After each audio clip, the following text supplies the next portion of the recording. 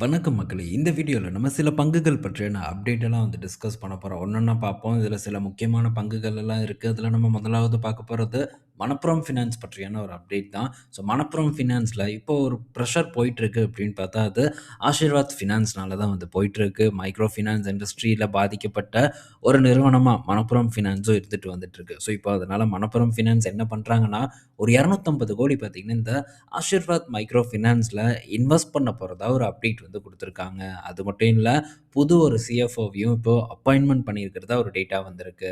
So இந்த புது CFO பார்த்தீங்கன்னா, இதுக்கு முன்னாடி ஆர்பிஎல் பேங்க் அண்ட் இந்த ஜன்னா ஸ்மால் ஃபினான்ஸ் பேங்க் போன்ற இடத்துல ஒரு தலைமை பொறுப்புல இருந்த ஒருத்தர தான் கொண்டு வந்திருக்கோம் அப்படின்ட்டும் மணப்புரம் ஃபினான்ஸ் கிட்ட இருந்து ஒரு அப்டேட் வந்திருக்கு.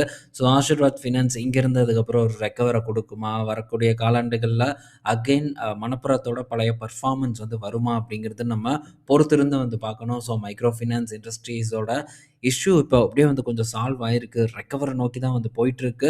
ஸோ பொறுத்திருந்து பார்ப்போம். திரும்ப மணப்புரம் மீண்டு வருமான்ட்டு. அடுத்தது ஓலா எலக்ட்ரிக் கிட்ட இருந்து ஒரு அப்டேட் வந்திருக்கு. ஸோ ஓவராலா இந்த வருடம் 2025ல ஓலா எலக்ட்ரிக் பார்த்தீங்கன்னா, ஒரு 1,96,767 யூனிட்ஸ் வித்திருக்காங்க. பட் இருந்தாலும் பாதிக்கு பாதி குறைஞ்சிருக்கு. 2024ல கிட்டத்தட்ட 4,00,000 வண்டி கிட்ட வித்திருக்காங்க. இப்போ 2,00,000க்கும் அதிகமான வண்டிகள் பார்த்தீங்கன்னா ட்ராப் ஆயிருக்கு. ஸோ பல பஞ்சாயத்துகள் ஓடிட்டுருக்கு. ஸோ இப்போ இடத்துல யார் இருக்கான்னா டிவிஎஸ் இருக்காங்க. 2வது இடத்துல பஜாஜ் இருக்காங்க. 3வது இடத்துல ஏத்தரும் வந்துட்டாங்க. சொல்லப்போனா ஓலாக்கு இந்த டிசம்பரும் சரி, போன நவம்பரும் சரி வொர்ஸ்ட் மந்த்தா அமைஞ்சிருக்கு. இப்போ ஒரு 10,000 யூனிட் கூட தாண்டலன்னு நான் நினைக்கிறேன் நவம்பர்ல. ஸோ டிசம்பர்ல படு கேவலமா போயிட்டுருக்கு இவங்களுடைய சேல்ஸ். இது மீண்டு வருமா அப்படிங்கிறத நம்ம வெயிட் பண்ணி பார்க்கணும். ஸோ இதுதான் மெயின் திங். ஸோ சர்வீஸ்ல ஒரு ஸ்டெப் எடுத்திருக்காங்க. பட் இன்னும் புது லான்ச் இவங்க கிட்ட இருந்து சரியான ஒரு நேரத்துக்கு வராம இருக்கு. பட் இதுல ஏத்தர நம்ம பாராட்டலாம். TVS ultimate. அது ஒரு மிகப்பெரிய ஒரு கம்பெனி. ஸோ அதனால அவங்க ஓகே கரெக்ட்டா பார்த்தீங்கன்னா லான்ச்சஸ பண்ணிட்டு இருக்காங்க. ஆனா ஏத்தர் பார்க்கும்போது அவங்களுடைய செகண்ட் மாடல சக்சஸ்ஃபுல்லா லான்ச் பண்ணி நல்லா விற்பனைய பார்த்தீங்கன்னா உயர்த்தியிருக்காங்க. ஆனா ஓலா அதனால அத பண்ண முடியாம இருக்கு. ஸோ இன்னைக்கு வந்துரும், நாளைக்கு வந்துரும் அப்படிங்கிறாங்க. இவங்களுடைய அடுத்த ஜெனரேஷன் மாடல். பட் இன்னுமே பார்த்தீங்கன்னா, அது சேல்ஸுக்கு வராம இருக்கு. இது ஒரு மிகப்பெரிய ஒரு கன்சர்னா ஓலாக்கு போயிட்டுருக்கு. ஸோ இதிலருந்து சீக்கிரம் லான்ச் பண்ணி, அது திரும்ப விற்பனைய பெருக்கி, ஸோ சர்வீஸ் இஷ்யூவ சால்வ் பண்றது, இதெல்லாமே பார்த்தீங்கன்னா, ஒரு ஷார்ட் டெர்ம்ல நடக்கக்கூடிய விஷயமே இல்ல. ஸோ இதுக்கு டைம் எடுத்துக்கும். அது போக அடுத்து S2 இவங்களுடைய ஓலா S1க்கு அடுத்தது S2ல மாடல்ஸ் வரப்போகுது. அதுவும் 26ன்னு சொல்லியிருக்காங்க. ஆனா, இவங்க 26க்குள்ளலாம் லான்ச் பண்ற மாரி தெரியாது. ஸோ எப்படியும் 27 எண்டுக்கே போயிரும்னு நினைக்கிறேன். அடுத்த கட்ட மாடல்ஸ லான்ச் பண்றதுக்கு. ஸோ தொடர்ந்து நம்ம ட்ராக் பண்ணுவோம். வரக்கூடிய அப்டேட்டையும் உங்க கூட நான் ஷேர் பண்றேன். அடுத்தது GE ஷிப்பிங் கிட்ட இருந்து ஒரு அப்டேட் வந்திருக்கு. ஸோ GE ஷிப்பிங் கிட்டேருந்து என்ன ஒரு அப்டேட் வந்திருக்குன்னா, அவங்களுடைய கேஸ் கேரியரான ஜாக் விஷ்ணுவ செல் பண்ண போறதா ஒரு அப்டேட் குடுத்துருக்காங்க. மிகப்பெரிய ஒரு கப்பல். இந்த கப்பல பார்த்தீங்கன்னா, இவங்க விக்க போறாங்க. இவங்க கிட்ட ஆல்மோஸ்ட் ஒரு 39 ஃப்ளீட் கிட்ட வச்சிருக்காங்க. அது போக வரக்கூடிய இந்த FY 26 லாஸ்ட் குவார்ட்டருக்குள்ள இன்னும் ஒரு 2 வெசல் நாங்க ஆட் பண்ண போறோம் அப்படின்னு சொல்லியிருக்காங்க. அதுக்கிடையில இந்த ஒரு கப்பலையும் விக்க போறதா சொல்லியிருக்காங்க. ஸோ இந்த கப்பல் பார்த்தீங்கன்னா, இந்த விஷ்ணு கப்பல் பார்க்கும்போது 2000ல பண்ணியிருக்காங்க. 2000 டூ 2002 கரெக்ட்டா தெர்ல. ஸோ அந்த டைம்ல பண்ணுன ஒரு கப்பல். இப்ப பார்த்தீங்கன்னா, அத விக்கிறாங்க. ஸோ இப்ப 2வது வாங்கக்கூடிய கப்பல்களும் பார்த்தீங்கன்னா, செகண்ட் ஹேண்ட்ல வாங்க போறதா தான் சொல்லியிருக்காங்க. பட் இந்த பங்கும் ஓரளவு பெட்டர் பெர்ஃபார்மன்ஸ தான் குடுத்துட்டுருக்கு.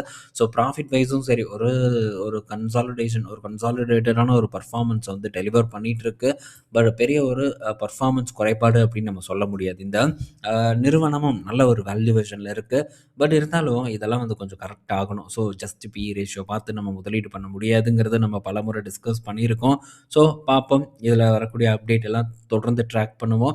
அத வச்சு நமக்கு ஏதாச்சும் ஒரு ஐடியா கிடைக்குதாங்கிறத ஃபியூச்சர்ல டிஸ்கஸ் பண்ணுவோம். நெக்ஸ்ட்டு டாடா கெமிக்கல் கிட்ட இருந்து ஒரு அப்டேட் வந்திருக்கு. ஸோ டாடா கெமிக்கல் பார்த்தீங்கன்னா, டாப் 50 இன்னோவேட்டர் லிஸ்ட்டுக்குள்ள இந்த குளோபல் சமிட் CIIக்குள்ள என்டர் ஆயிருக்கிறதா ஒரு டேட்டா வந்திருக்கு. ஸோ இது டாடா கெமிக்கல பொறுத்தவரைக்கும் ஒரு மிகப்பெரிய ஒரு நல்ல செய்தியா தான் பார்க்கப்படுது. பட் ஒரு நல்ல இன்னோவேட்டர் R&Dக்கு நல்லா ஸ்பெண்ட் பண்றாங்க. ஸோ இதெல்லாம் ஓகே. நல்ல பெர்ஃபார்மன்ஸ் தான். பட் இப்போதைக்கு இவங்களுடைய செக்டார் பார்க்கும்போது ரொம்ப வீக்கா இருந்துட்டு வந்துட்டுருக்கு. இவங்க மேஜரா செல் பண்ணக்கூடிய பொருட்களுக்கான டிமாண்ட் வந்து பெருசா சந்தையில இல்ல. அதனால இந்த நிறுவனம் தொடர்ந்து ஒரு கஷ்டத்த வந்து ஃபேஸ் பண்ணிட்டுருக்கு. ஆல்மோஸ்ட் நல்ல ஒரு 52 வீக் லோ கிட்ட தான் இந்த டாடா கெமிக்கல் வந்து ட்ரேட் ஆயிட்டுருக்கு. ஸோ ஏதாச்சும் ஒரு நல்ல காலம் வருமா? திருப்புமுனை வருமாங்கிறத தொடர்ந்து நானும் ட்ராக் பண்ணிட்டுருக்கேன். மேபி அந்த மாரி ஏதாச்சும் ஒரு திருப்புமுனை ஏற்பட்டு, அத முன்னாடியே கொஞ்சம் நம்மளால ஐடென்டிஃபை பண்ண முடிஞ்சதுன்னா, கண்டிப்பா ஐடென்டிஃபை பண்ணி அந்த அப்டேட்ட உங்க கூட நான் ஷேர் பண்றேன். ஸோ என்ன நடக்குதுங்கிறத வெயிட் பண்ணி நம்ம பார்ப்போம். ப்ரெஷர் இருக்கக்கூடிய இடத்துல ஒரு ஒரு ஒரு ஒரு இது தெரியாம, ஒரு வெளிச்சம் தெரியாம அந்த இடத்துக்குள்ள நம்ம போய் சிக்கிறக்கூடாது. ஸோ ஏதாச்சும் ஒரு ஸ்பார்க் ஏற்பட்டுதுன்னா, அந்த டைம்ல நம்ம இந்த மாரி ப்ரெஷர் இருக்கக்கூடிய பங்குகள், ஸோ இந்த மாரி பிசினஸ் டல்லா இருக்கக்கூடிய பங்குகள் பக்கம் என்டர் ஆகுறத பத்தி திங்க் பண்ணலாம். ஏன்னா பல ஆப்பர்ச்சுனிட்டீஸ் மார்க்கெட்ல இருக்கு. ஸோ இது ஒண்ணு தான் வந்து ஆப்பர்ச்சுனிட்டி அப்படின்னு நம்ம டெஃபினட்டா வந்து நினைக்கக்கூடாது. வாய்ப்புகள் தொடர்ந்து கிடைச்சிட்டே இருக்கும். ஸோ வரக்கூடிய வாய்ப்புகள நம்ம பார்ப்போம். மேபி இதில வந்தா அதையும் வந்து நம்ம பார்க்கறதுக்கு ட்ரை பண்ணலாம். ஸோ அடுத்தது இந்தியா கேஸ் பைப்லைன் பார்க்கும்போது கிட்டத்தட்ட 25,429 கிலோமீட்டரா உயர்ந்திருக்கு. ஸோ அது மட்டும் இல்ல, வரக்கூடிய இன்னும் சில ஆண்டுகள்ல இன்னொரு 10,000 கிலோமீட்டர் அடிஷ்னலா ஆட் பண்ண போறதாவும் கவர்மெண்ட் கிட்ட இருந்து ஒரு அப்டேட் வந்து குடுத்துருக்காங்க.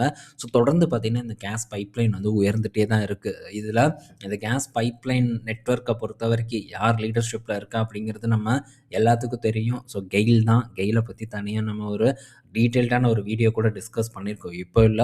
அது ரொம்ப பழைய வீடியோ. ஸோ இப்பவும் பார்க்கும்போது கெயில் கிட்டத்தட்ட ஒரு 16,000 ஒரு கிலோமீட்டர் பைப்லைன் நெட்வொர்க் பார்த்தீங்கன்னா வச்சிருப்பாங்கன்னு நான் நினைக்கிறேன். ஆல்மோஸ்ட் வந்து மோர் தென் 65% மார்க்கெட் ஷேர் கெயில் கிட்ட தான் வந்து இருக்கு. இதெல்லாம் கெயிலுக்கு வந்து பாசிட்டிவ் நியூஸ். தட்ஸ் ஒய் நம்ம இந்த கெயில ஒரு நல்ல ரேஞ்ச் இருக்கும்போது வந்து ஃபோக்கஸ் பண்ணியிருந்தோம். ஸோ மேபி நமக்கு திரும்ப வாய்ப்பு வரட்டும். அந்த டைம்ல ஃபோக்கஸ் பண்றத பத்தி ட்ரை பண்ணுவோம்.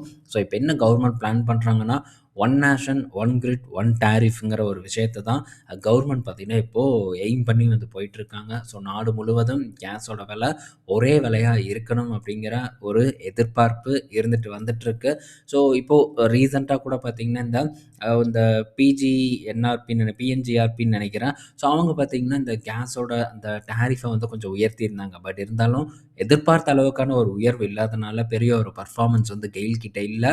பட் இதுதான் நமக்கும் வேணும். மேபி நமக்கு இன்னும் கொஞ்சம் வந்து ஒரு அட்ராக்டிவான இடத்துக்கு வந்ததுன்னா, ஸோ அந்த டைம வந்து நம்ம கெயில பிடிக்கிறத பத்தி திங்க் பண்ணலாம். ஸோ நெக்ஸ்ட் பார்த்தீங்கன்னா, இப்போ பேங்க் எல்லாமே வந்து இந்த எம்எஸ்எம்இக்கு தான் அதிகமா லோன் கொடுக்கணும் அப்படிங்கிற ஒரு நோக்கத்தோட வந்து போயிட்டுருக்காங்க. நம்ம ஆல்ரெடி வந்து 2 குவார்ட்டர் முன்னாடி டிஸ்கஸ் பண்ணோம்.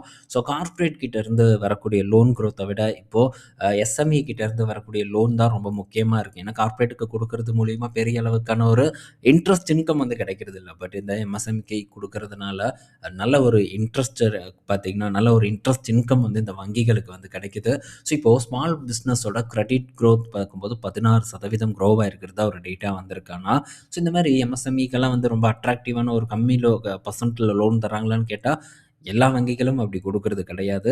ஸோ பட் மோஸ்ட்லி பார்த்தீங்கன்னா, கொஞ்சம் அதிகப்படியான ஒரு இன்ட்ரெஸ்ட் ரேட்டுக்கு தான் இந்த தொழிலுக்கான கடனையும் வந்து இவங்க ப்ரொவைட் பண்ணிட்டுருக்காங்க. ஸோ இந்த இடத்துல தான் வங்கிகள் இப்போ ஃபோக்கஸ் பண்றாங்க அப்படிங்கிறத நம்ம டெஃபினட்டா வந்து புரிஞ்சுக்கணும். ஸோ ரீட்டெயில்ல கண்டிப்பா வந்து பேங்க்ஸ் ஃபோக்கஸ் பண்ணணும்.